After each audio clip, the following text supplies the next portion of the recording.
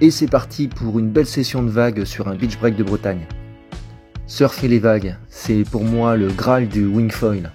Enchaîner les vagues et remonter facilement au pic grâce à la wing, c'est un pur régal.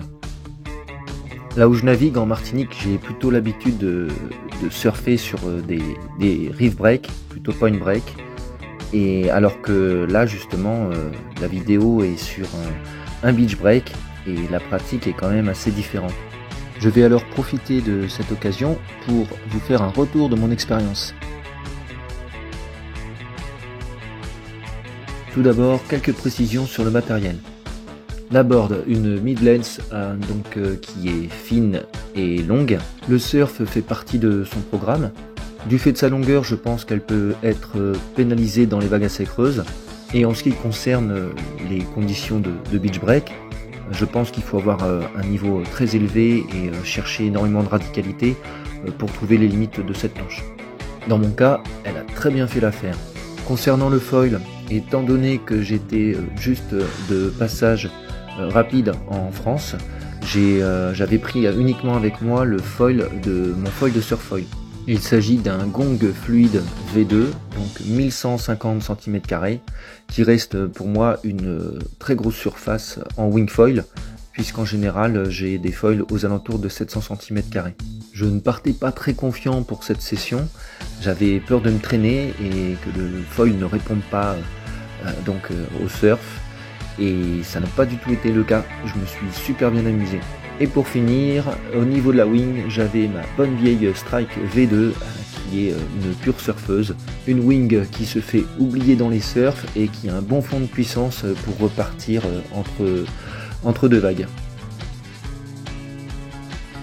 Alors maintenant, rentrons dans les détails de la pratique de wing foil sur un beach break. Premièrement, le passage de la barre. Ramer contre les vagues en traînant la wing derrière. Personnellement, je trouve ça trop contraignant pour le matos et pas du tout adapté à la wing. Alors, pour remédier à cette difficulté, je vais toujours essayer de trouver un endroit sur la plage, un lieu, voire assez loin, où la mer est plus calme.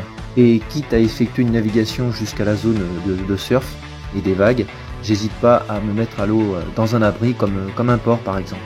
Et puis il y a aussi les effets de la marée qui jouent sur les vagues, comme dans cette session où sur ce spot à marée basse il n'y a quasiment pas de vagues jusqu'à mi-marée, et ensuite à marée haute ça devient assez difficile de passer la barre. Donc dans ce cas-là, je me suis mis à l'eau à la mi-marée et j'ai pu profiter d'une belle session avec la marée montante et des vagues qui avaient pas mal d'énergie.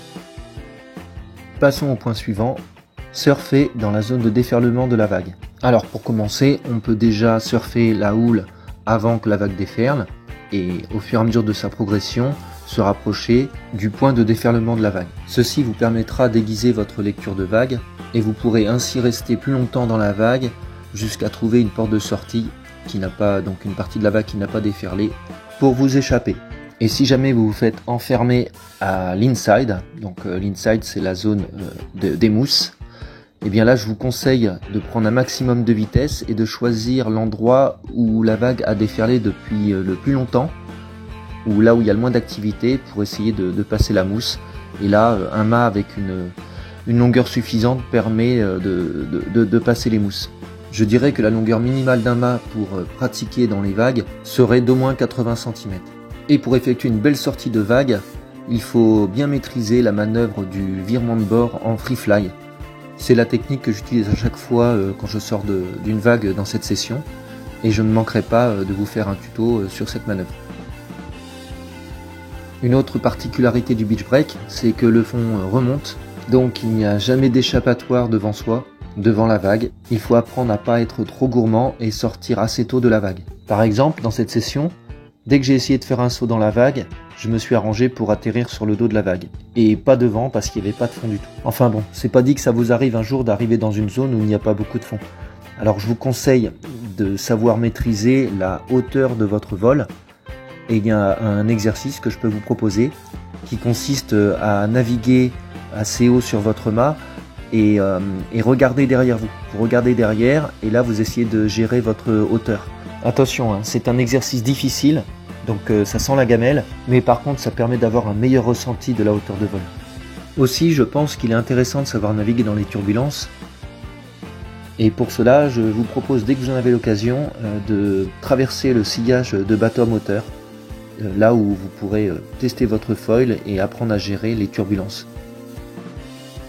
Et pour finir, il faut savoir que la zone de déferlement est une zone déventée. Et là, j'ai pu remarquer à quel point ce foil de surfoil, qui est nettement plus tolérant que mes foils de wingfoil, a pu me sauver de pas mal de mauvaises situations dans ces conditions. Je pense aussi qu'une wing puissante peut vous sauver la mise. Et je pense aussi qu'il faut maîtriser le pumping, puisqu'un bon pumping peut vous permettre d'effectuer une certaine distance et ainsi vous mettre à l'abri. À vous de mettre ces conseils en pratique et surtout, régalez-vous. Allez kiffer la wing.